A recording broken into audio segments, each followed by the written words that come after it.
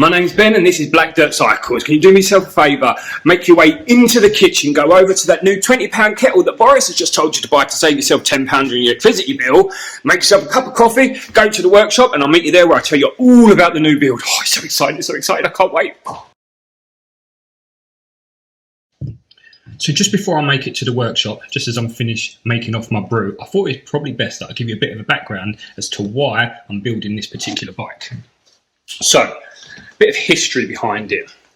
I have owned one of these bikes before, and in fact, if we go back in time a little bit to when I was a bit younger, to this picture here, no, not quite that young, but just in case you was wondering, that person just above me to the right-hand side is my older brother, otherwise known as Danny Does Things. You may follow him on YouTube as well. If you don't, go give him a look up. Anyway, I'm talking more about this picture. So, I'm second from the right. You might not be able to guess what bike I'm on there because it looks like it's been taken with a potato. In fact, that picture was probably taken back in 2005, I'd imagine. So, just before we make it to the workshop, why am I building this bike? What am I doing to this bike? Oh, let me sit down. I have to take regular rest, sorry. Oh, because I'm just getting over a broken ankle. So, I'm trying to figure out where to start with this because I'm so excited just to give you all the information and everything about it and all my build plans to go with it. I'm going to jump straight to it. The bike in question, it's a 1200 Bandit Mark 1. So these were built between 1995 and around about 2001. 2001 was when the last ones were registered. I've got one, 1998 I do believe, the one that I've just picked up. Had one before, I can't remember what year it was, but unfortunately I hit a lorry on it. A lorry pulled out on me, I hit it head on, 2 broken wrists and a fractured pelvis later, my bike was wrote off. Whilst I owned that bike, I was heavily into the Street Fighter scene. I absolutely loved it. I would buy every edition of the Street Fighter magazine that come out, and I would study it from front to back, every single page, and it was just filled with bandits. A lot of the old Suzuki's in there as well, but I just seem to always be focusing on the bandits. Anyway, in 2005, I think it was publication 134. I know this because I've just managed to buy a back issue of it because I did away with all my magazines when I moved out. They had the build in there that I absolutely adored, and as well there used to be a company not too far from where I lived, down near, I think it was Brands Hatch, just over in Kent. There was a company called F1 Moto and they had built this bike as well.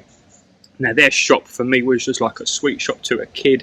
I used to go into the shop and one side of their shop was glass and it looked into their workshop, and I used to just walk in there, turn right, press my face against the glass and just stare at it. It was beautiful. I'm going to put a picture of the bike up here.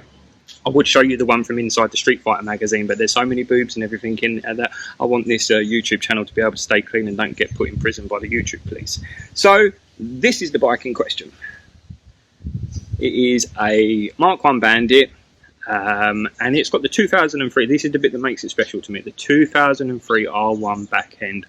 Oh my god, it is stunning, absolutely beautiful. So that's what I'm going to be building, but we're going to be doing a few other different bits and pieces as we go through the build. So let's make our way to the workshop now. I'm going to show you the bike. As I walk around, I've actually got some pictures of it already, and it's probably best I show you those rather than show you the real thing because it's looking hideous at the moment and I've started taking parts off of it already. So just up here is a picture of what it looks like, and then straight after I'm just going to show you a little sound clip of what she sounds like when she's running. Oh, I think she sounds gorgeous.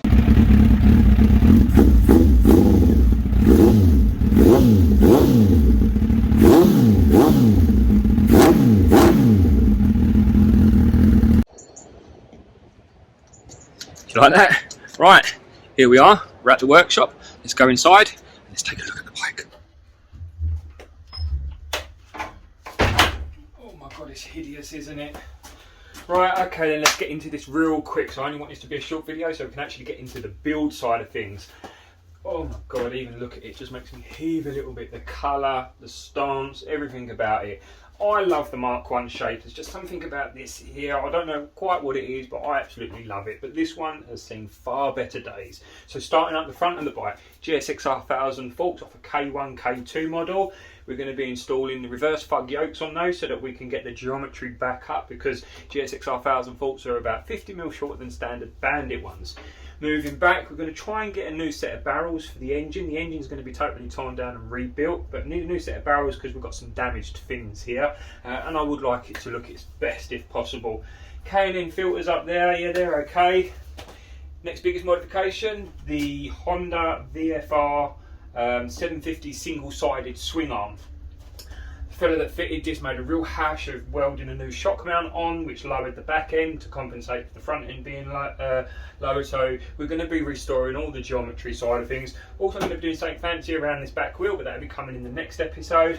And this as well, this hideous Ducati plastic seat. Oh, it just makes me cringe looking at it, and this horrible foam stuck on here. I showed you the picture earlier on. Here it is again. This is my inspiration. It's the Mark 1 Bandit with a 2003 R1 back end. I have the subframe, I have the plastics. I've got a load of components so I can get cracking into this straight away. Yeah, so we've really got our work cut out. Changing these race sets off, because as pretty as they are, to be honest, I don't really like the way they position my feet. Fully rewire the bike with Moto Gadget M-Unit Blue, as well as putting the Pro Motoscope, is it, Speedo up on the top there, which we've got down in the box. Loads of other gadgets, upgrade the oil radiator, make up our own lines, all that kind of stuff. One of the other reasons that I going to be changing the cylinders is not just because they're damaged, but it is because I have these. Now, these are out of a Hayabusa Generation 1, and these are basically they're the same as a low compression piston. Now, a lot of you might be hearing that and thinking to yourself, if it's a performance bike, because that's what I want to be building at the end of the day, is a performance Street Fighter bike, why am I going low compression? You always want a high compression, high performance engine. There's only one reason that you go low compression. Turbocharge. Yes, I said it. We're doing it. There it is, brand new. I'll just pop the hose off there. Brand new TD04 turbocharger. Comes off of a Subaru Impreza and the Legacy and all those kind of cars. But yeah, there it is, brand new, ready to go on. So we are going to be doing a full turbo system on this. The stock pistons could take about 8 to 12 psi, give me around 200 brake horsepower. That's magic. Changing over to the booster pistons, going to that low compression. They prefer boost, low compression engines prefer boost over high compressions. That could potentially take this engine up to 300 brake horsepower. We may see that on the dyno run at the end of the build, but we're not going to see it out on the road, simply because the VFR 750 single-sided swing arm is a little bit shorter than a standard Bandit 1200. Last thing you want to be doing is shortening a bike's footprint and then whacking 300 brake horsepower through it. So as much as it's going to have the potential to do it, we are going to crank it right the way back down to around about the 200 ballpark. I know that's still a lot for a bike, but that's the route we are going to be going. The next video is going to be out hopefully straight after this one, because tomorrow I'm going to get into doing the first modifications, getting the bike up, sorting the geometry out, making it sit at the right height, because at the moment she's very low and that's not where she should be. She should be up in the air. I should be struggling to touch the floor, nearly on tip-toes when I'm on her, but I'm not. So yeah, there we go. Whew, need a breath after that, trying to get through it double quick.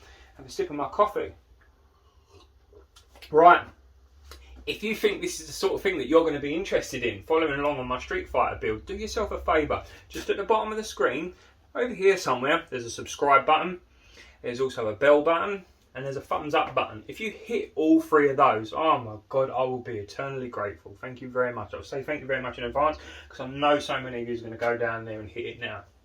The thumbs up button just lets me know that, you know, what I'm doing right, people are liking it. Subscribe buttons, even better. I know people are enjoying what they're seeing. When you hit that bell button, that's the one that gives you the notification to let you know when the next videos are out. And I hope these are going to come a lot sooner than they was with the Harley, but that's a different subject. I'll get onto that later.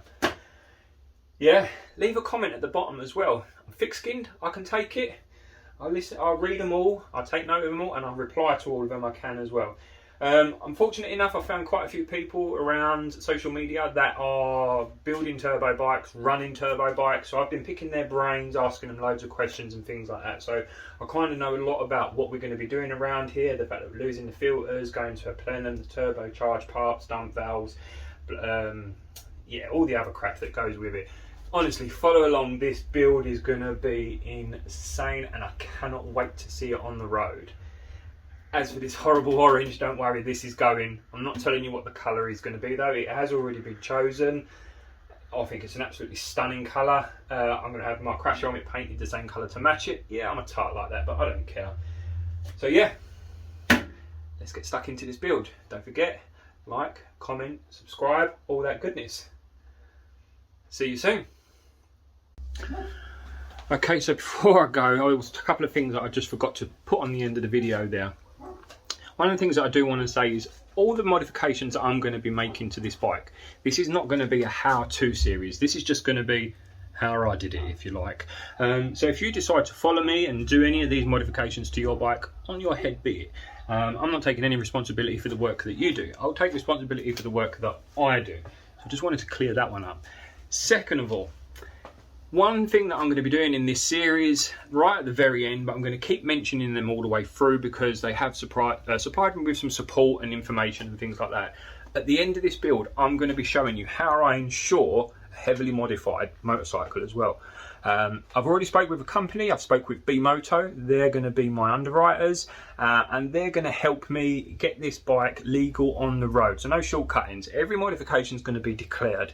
I don't know how we're going to tie it in at the end, whether I'll take the bike to them or if one of them will come to me and we'll go through it that way. I'm not too sure, but I am in constant contact with B-Moto Insurance talking about the modifications that I'm making. So yeah, I've not seen anyone else do that, go through that sort of route. Hopefully it can supply some good, useful information. So yeah, let's see how this goes.